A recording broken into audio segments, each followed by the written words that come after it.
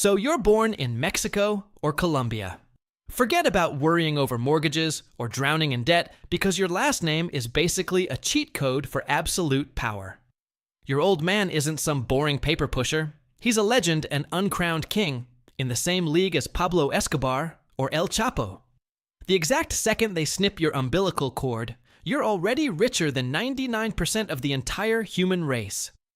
On paper, your inheritance is bigger than the annual GDP of a small country.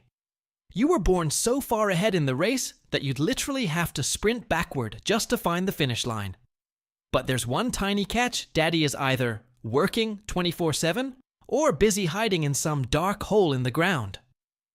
But hey, who cares? At least right now as a newborn, you're the king of the world. A tiny diaper-wearing king.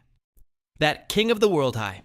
Yeah, it evaporates the second you realize money can't buy the one thing you actually want Dad's attention. Your old man is basically a VIP guest in his own home. He shows up so rarely, you practically need a missing person flyer to remember what his face looks like. So every time he crawls back from his mysterious business trips, you run to him with your greatest treasures, trying to buy his love with kid currency.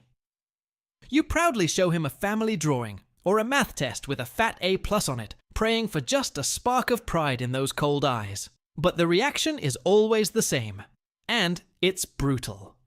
He looks at you with a mix of confusion and pure disappointment, like you just handed him a bag of literal trash. Look, you gotta understand, for a guy who manages a global cartel and orders hits before his morning coffee, your gold star in math is pathetic. He's looking for a ruthless heir, a baby wolf. But instead, he sees a soft little sheep who colors inside the lines. That indifference, it guts you. You start thinking you're the glitch. You try harder, better grades, prettier drawings, but you keep getting the same cold shoulder. This toxic loop of hope and humiliation grinds your self-esteem into dust until you're 13, desperate to do anything, literally anything, just to make Dad finally look at you. This is the day the script flips. It's your big 1-3, and to your absolute shock, Dad actually decided to show up. The mansion is bumping high-end, music-expensive laughs. Dad's business associates guys in sharp Italian silk with eyes like ice are treating you with a level of respect you've never felt before. Everyone's piling on the extravagant gifts, telling you you're a chip off the old block and a future leader. For the first time in your life, you're drunk on the hype.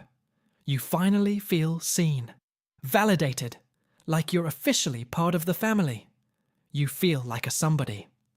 The party winds down, the last glass is emptied, and Dad drops his heavy arm on your shoulder. He leans in and whispers, "Come here, champ. I got something special just for you." Your heart is redlining. You're thinking, is this it? A Porsche. A solid gold Rolex. You follow him like a puppy, but he's not heading for the 10-car garage. He leads you down, into the gut of the house. Down concrete stairs into a basement that reeks of damp mold and crusty dried blood. In the center of a pitch-black room, under a single flickering light bulb, sits your real gift. It's not a toy. It's a man tied to a chair, beaten into a pulp some rat, who supposedly skimmed from the cartel.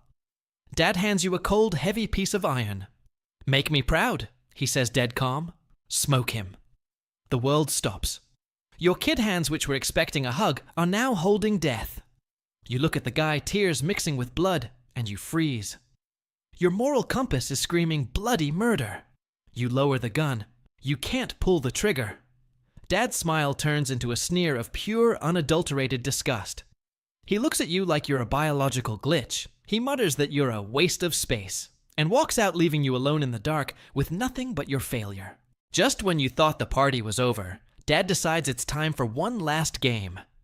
And no, it's not hide and seek. He locks you back in that damp basement with the guy you just refused to whack. But the vibe, it's completely shifted. The guy isn't tied to a chair anymore. He's on the floor, wheezing with one leg snapped at an angle that makes your stomach do backflips. And right there in the dead center of the room, glowing under that flickering bulb, sits a loaded Glock. This is where Dad teaches you Survival Math 101. The piece is exactly 3 feet from you. It's 15 feet from him. and the only rule echoed through that steel door before it slammed shut was, "Tomorrow morning, only one of you walks out of here." You see the shift in the traitor's eyes. Fear turns into raw, jagged desperation. He knows there's no talking his way out of this. It's him or you. Period. Suddenly he moves. You hear the wet, dragging sound of his body, and that mangled leg scraping against the cold concrete, clawing towards the gun with terrifying focus. Every inch he gains is a 5-alarm fire in your brain. That sound kills your innocence faster than any bullet ever could. You're not debating right versus wrong anymore. You're in a dead heat with the Grim Reaper. Your reptilian brain flips the switch. You dive for the cold steel on the floor. You don't think about his family, his story, or your soul. You just think, don't let his dirty, desperate hand touch that trigger before I do. You grab it. You aim. The bang is deafening and final. The smoke clears, the door swings open. Dad walks in, stepping over the corpse like it's a discarded piece of IKEA furniture. He looks at you, and for the first time ever gives you a genuine warm smile. He hugs you, and in that powder-stained embrace, you feel a sick sense of relief. You realize you just traded your soul for a little bit of Daddy's approval, and the scariest part, you feel like it was a bargain. The days of being the family disappointment, ancient history. Now that you've got blood on your hands and red on your ledger, you've officially become Dad's favorite pet project. This marks the start of what can only be described as a twisted father-son honeymoon phase. But don't get it twisted. There are no trips to Disneyland or playing catch in the park here. Your quality time involves supervising shipments of tons of white powder and mastering the fine art of extracting info from rivals without leaving a single bruise. You graduate summa cum laude from the University of Organized Crime, and you quickly realize that Dad's approval is a way harder drug than anything he's pushing on the street corner. To keep that proud smirk on his face, just following orders isn't enough. You have to over-deliver. You become colder, sharper, and infinitely more brutal. If he hints at scaring an enemy, you go ahead and torch their entire house with everyone inside. If he asks for silence, you make sure nobody in that entire zip code ever breathes a word again. You're now his right-hand man, his go-to hitter, the rabid pit bull sleeping at the foot of his master's bed. Ironically, this is the most fulfilled you've ever felt, even if that happiness is built on a mountain of broken lives. You look in the mirror, and that innocent kid who used to draw stick-figure houses is gone. Instead, you see a monster in training. And the terrifying part? You're actually proud of the creature you've become, all just to snag a few crumbs of Daddy's love. But every honeymoon phase has a shelf life. After a few years of father-son bonding through wet work, the novelty of having a hitman for a son starts to wear thin. You notice that warm glow of approval is icing over, replaced by the same bored meh expression that crushed your soul when you were a kid. Panic sets in. You aren't scared of catching a bullet. You're scared of becoming invisible again. You realize that if you don't evolve, you're just another disposable pawn on his chessboard. Brute force doesn't move the needle anymore. Any idiot can pull a trigger. To get back in his good graces, you need to show him something he doesn't have: modern business savvy. You ditch the old-school thuggery and pivot to high-stakes money laundering. You implement the most brilliant, ridiculous conspiracy of the modern world, a massive chain of mattress stores. Think about it, they're on every corner, always brightly lit. Yet you never see anyone actually buying a mattress. How do they pay the rent? You build an empire of ghost stores, moving millions in dirty cash under the guise of memory foam sales. When you show Dad the books clean, untouchable, and completely FBI-proof, he doesn't just smile. He looks at you with a new kind of respect, one that borders on fear. He finally gets it. You're not just his kid anymore. You're the brain that's going to keep this empire alive in the 21st century. Success tastes sweet, but in the drug trade, that sweetness is usually laced with cyanide. You walk into the cartel's annual summit feeling like the Steve Jobs of organized crime. You're rocking an Italian suit that costs more than a suburban mortgage, just waiting for your coronation. Surrounded by the country's heaviest hitters, You're 100% sure Dad is finally going to announce that you are the genius behind the decade's most successful laundering operation. Dad stands up, raises his tequila glass, and calls for silence. Your heart is swelling with pride. But then his words hit you like a runaway freight train. He starts telling the story of his brilliant mattress store idea. He takes all the credit, every bit of it. He talks about his vision, his hustle, his genius. In his story, you aren't the architect. You're just the low-level contractor who followed blueprints. To twist the knife, he cracks a joke about you in front of everyone, reducing you to nothing but a good little errand boy. The room erupts in laughter. And that laughter, that's the sound of your loyalty evaporating in real time. In that moment, sitting there with a frozen fake smile, something inside you snaps for good. You realize that to him, you'll never be a partner.